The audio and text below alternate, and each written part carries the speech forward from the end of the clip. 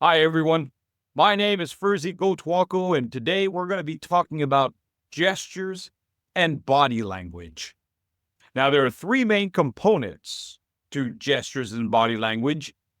The first is direction, the second is duration, and the third is dynamic. For the purposes of our discussion today, we're going to be talking about direction. Now, when you think of direction, I want you to think about every part of your body. And that's how we get to have more than just gestures. We have body language. We'll start at the top and work our way down. How's that for keeping it easy? We want to consider the direction of where our bodies are pointing.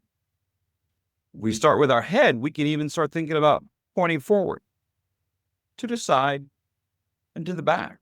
You can easily remember this by a simple warm-up of simply moving your head around. You realize that your head can go in 360 degrees. Now, most times, speakers simply look forward and they keep their head straight up and down. So any kind of tilting is interesting to an audience. I'm not saying that you've got to keep your head on a swivel and keep it moving. No. But it is to say that it's a tool. Our gestures and everything I'm going to be talking about today are tools to help you get your audience to look right where you want them to look. Everything we talk about today is one more tool to have an audience understand something that you're trying to say. Because maybe what you're trying to say is abstract, hard to even put on a PowerPoint. But proper training of your use of your hands and your gestures, your body language, you're going to have that audience eating out of the palm of your hand. So we're talking about our heads, and our heads can move around in all different directions. This is just a warm-up to remind you that you could point that way or that way with our heads. You could even tilt forward. Really? Are you sure that's the answer you want to give? We can communicate so much with our body language because we are very visual societies. What are you saying with your head tilt? Because your head can tilt forward, your head can tilt back. Your head can even tilt slightly at an angle and then down. Now, when you do this, like let's say you want to communicate, I'm telling a story with one character and now I'm telling a story with another character. Instead of pivoting all the way to a 90 degrees, you can simply pivot to 45 degrees. And that way, both your eyes are visible to the audience. That's twice as much communication now, isn't it? Rather than just profile or 90 degrees. So we have 45 degrees and then maybe even a head tilt forward. We can communicate doubt. We can communicate insight. We can communicate to something above us simply by tilting our heads and understanding all the different degrees that it can turn. Not that you have to look like a robot, but it is to say that at different parts of your speech, you might tilt it in a slightly different way. Now, some of you have probably been noticing facial expressions as well. I put facial expressions under facial gestures. It's a way to physically manifest emotions and thought. So go ahead and do this with me. Make as big a face as possible, just as a warm-up. Make a big face and a little face and a big face and a little face. There's a lot we can do, even with just our eyebrows. Put both up and then down. One up. You ever seen that emoji? And then another down. How about our eyes? Eyes to the right, to the left, down. How many of these emojis have you ever seen? For wondered, I know exactly what that emotion is. And now your audience can know exactly what you're thinking. Simply with a facial expression and a head tilt. Now let's consider what's next, our shoulders. Let's warm them up, up, hold them, 1, 2, 3, and down, and up, 1, 2, 3, and down, and isolate, just one moving. Good, and now the other one, move it forwards and backwards. We remind ourselves that our shoulders actually move independently. Not only that, but our shoulders are actually a key to our gestures. Because once we start realizing that movements can start with the shoulder, then it allows us to expand our whole torso outward and off camera. But it allows us to understand that halfway between your brain and your hand, your shoulders. And when they move, we generate this much more presence. We're generating presence in front of our audience so that we're not just in here, like T-Rex. Right? We can use our whole arm and hands and torso. So that's our shoulders. Now, let's rotate our full arms. Rotate them full forward. And now back. And now for you truly talented folks, how about one forward and one back? Yeah, it's not easy. Now I know some of you are cheating. Some of you are just going both backwards at different times. No. It's not a backstroke. It's one forward and one back. Try this. Start at the top and then slowly go and then stop. And now you're wondering, now when would I ever need this gesture on stage or even in front of a Zoom? Simple. How's my PowerPoint? By understanding where our arms can go backwards and forwards, we start to understand the different directions that we can actually point our hands and use our hands or our eyes. So let's keep going. That's our arms, and now our hips and our torso. Rotate your hips and your torso together. Now rotate just your upper torso. Can you do it? Can you rotate just your upper torso? And now rotating your upper and lower torso in different directions. And you're wondering what that's going to be used for, aren't you? We're going to get to that in just a moment. But before that, just up and down in your ankles and knees.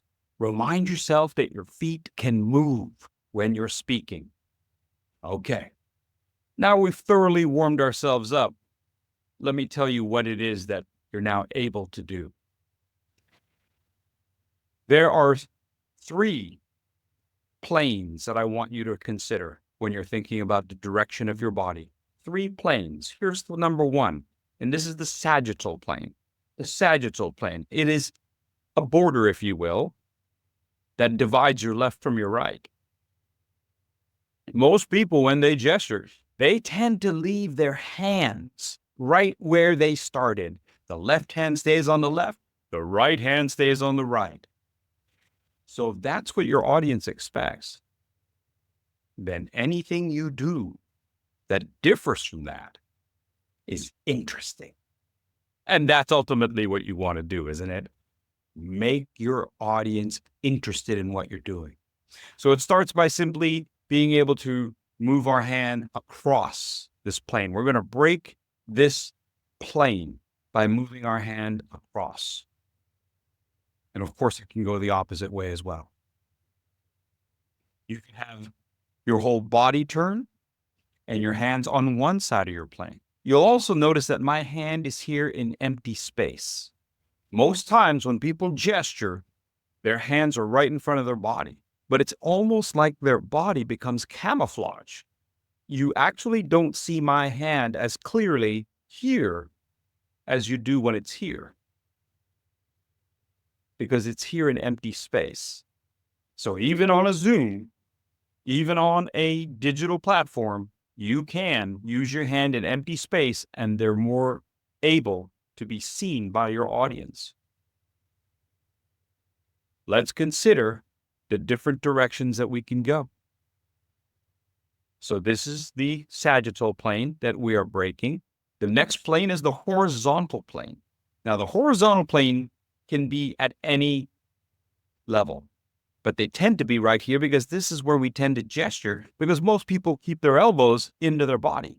So do you remember when I talked about the shoulders, right? If the shoulders are moving and we can start to move then our elbows away from our body, now we've broken that horizontal plane. And that's more interesting. Just the fact that you're moving your arms up from T-Rex, up into the air, means we're a different kind of dinosaur, aren't we? No, it means that we can now gesture with our full length of arms and at a higher level on the horizontal plane. We're breaking this horizontal plane by gesturing up, and now I'm even breaking this horizontal plane by gesturing above. I can take my hands and move them in any direction, including up and down. When I break this plane, it is more interesting, and so can you. The last plane is the frontal plane. This is simply from shoulder to shoulder, left and right. Most of us tend to break the frontal plane by going forward. I mean, actually extending our arm forward as opposed to just right here. Again, it's a matter of moving our elbows away from our torso, reaching out towards our audience. That's one direction. Reaching back, like when we were talking about the PowerPoint, or you can be your favorite weatherman. This is a way of gesturing backwards and breaking the frontal plane. You can either be pointing at your PowerPoint, or you can even be discussing your past. Before I took this job to after I took this job. Before I met someone in my life, or before I had a milestone in my life, to present, to forward into the future. These are the different ways that we can start to use our hands to gesture, understanding that they are playing to different directions. Now, you can actually cross these planes more than once in one gesture, then it's really interesting. For example, here, I'm going to break the plane horizontally and sagittally. And if I go further back, frontal. Now, if you can break the planes, all three planes at one time, you've got yourself a gesture that has a greater chance of holding your audience's attention. It's not that you have to keep your hands moving at all times. That's not what we're talking about. But it is to say that you have these tools in your toolkit. You have the option of having your hands move in that direction, or even your hands moving towards each other. I'm breaking this plane, I'm breaking the sagittal plane and having one hand pointing at the other hand. Your hands can work together. Your hands can work together. Your hands can work together. It doesn't have to be literally that they are doing something that you're saying. It can be that they are evoking an emotion from your audience, evoking an expression of yourself to your audience, and you can use your hands to do so. Realize that when you are moving your hands, that they don't have to move as one piece, like we're doing martial arts. We're doing the karate chop on our audience. Because Unlike the song, not everyone was kung fu fighting. Terrible joke, isn't it? Terrible. I wouldn't laugh at it. Our hands have the ability to move independently, each finger. As a simple warm-up, I do this. Start with the thumbs, pointer finger, the middle finger, the one you communicate when you're driving. The ring finger, little pinky, all hands. This way, you can gesture with one hand, two hands, three hands. You can even move them to articulate a particular thought so that you're not just, hey, it was throbbing, it was pulsing. No, it was pulsing. So these are some of the things that we had that we just never thought that we had. And again, you could point with one hand to the other hand.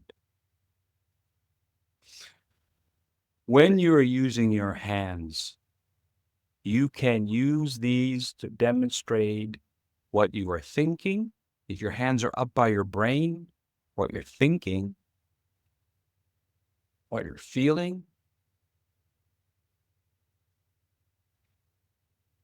what you're feeling down in your gut. And even look at my shoulders, right? My shoulders are up here. What my gut feels. Consider the directions that your hands and your body are moving all together. For example, when you want to communicate to people, we are going to go up this year. Well, this is a nice thought that we're determined. But imagine if you went, we are going up this year. We are on the rise. Our profits are going to go through the roof. We can do that, not just with our hands. We can do it with our torso. We can do it with our head, and we can do it with our eyes. Because imagine if you didn't do that. Imagine if you were trying to convince people in the room, we are going to have great energy this year. We are going to have profits that go through the roof. Really? You sure about that? Doesn't look like it. Looks like you kind of got nothing. All right? It's like a forklift, right? Beep, beep. I am a forklift. You want to be able to use your hands and say, I'm going up. You can even flex at the wrists and say, oh, we are gonna move forward. See what I mean? We're using our wrists. We're using our fingers. Oh, there was terrible mistakes being made. Yes, all of you can come up. This is not hard. This is just me simply isolating my wrists and letting each finger move in succession. Come on up. Rather than come on up, which you can do as well. You have options. My name is Fursey Gotwako. I hope that this has been helpful to you. Let me know if you need any other help. See you later.